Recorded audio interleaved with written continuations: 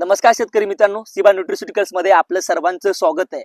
आज पीक कुठलंही घ्या, त्यामध्ये काकडी असेल, सिमला असेल, मिरची असेल, टोमॅटो असेल, लाल कोळीचा जो प्रादुर्भाव आहे तो खूप मोठ्या प्रमाणात होतो आणि लाल कोळी आपल्या पिकाचं खूप मोठ्या प्रमाणात नुकसान करतं।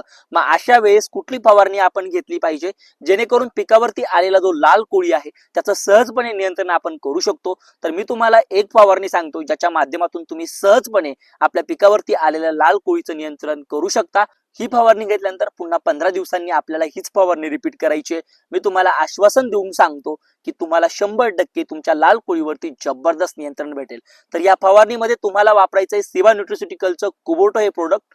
तर वापरताना 1 लिटर पाण्यासाठी 1 ml तुम्हाला कुबोटो हे प्रोडक्ट वापरायचं आहे, ज्याच्यामुळे तुमच्या पिकावरती असलेला व्हाईट फ्लाय, थ्रिप्स सोबतच इतरही रसशोषक किडी आणि रेड माइट म्हणजेच लाल कोळी सहजपणे आपण नियंत्रित करू शकतो।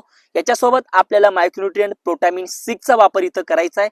तर प्रोटॅमिन 6 वापरताना 2 ml प्रति लिटर पाण्यासाठी आपल्याला प्रोटॅमिन 6 वापरायचं आहे। याच्यामध्ये तृतीय अन्नद्रव्य आपल्याला भेटतात, ज्याच्यामुळे आपल्या पिकात असलेली अन्नद्रव्यांची कमतरता जी आहे ती इथं भरून निघते। सोबत आपल्याला एक फंगिसाइड वापरायचं आहे। फंगिसाइड वापरताना मेरिओनचा वापर इथं करणार आहोत, कारण जसजसं टेम्परेचर वाढतंय तसतसं आपल्या पिकांवरती बुरी असेल किंवा बुरशीजन्य रोगांचा प्रादुर्भाव आपल्याला बघायला भेटतो, तोही कंट्रोल झाला पाहिजे म्हणून मेरिओन, ज्याच्यामध्ये फ्लुक्झापायराझोड व पायरोकोस्टोबिन हे 2 टेक्निकल येतात। तर मेरिओन 1 लिटर पाण्यासाठी तुम्हाला 0.4 ml वापरायचा आहे, म्हणजेच 200 लिटर पाण्यासाठी 80 ml आपल्याला इथं मेरिओनचा वापर करायचा आहे। त्याचेही जबरदस्त रिझल्ट आपल्याला आपल्या पिकावरती भेटतील आणि सोबतच जबरदस्त स्टिकर AP80 या सिबा न्यूट्रिस्युटिकलच्या सिलिकॉन बेस्ड नॉन आयनिक स्टिकरचा वापर 1 टिपासाठी म्हणजेच 200 लिटरसाठी 40 ml करायचा आहे। या चौघांची एकत्रित फवारणी आपल्याला आपल्या पिकावरती करायची।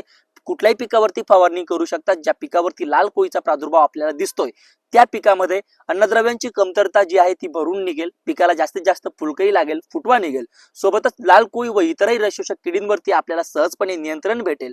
आणि आणखी महत्त्वाची गोष्ट, जे बुरशीजन्य रोगांचा प्रादुर्भाव आपल्या पिकावरती होतोय त्याच्यावरती आपल्याला सहजपणे नियंत्रण करता येईल।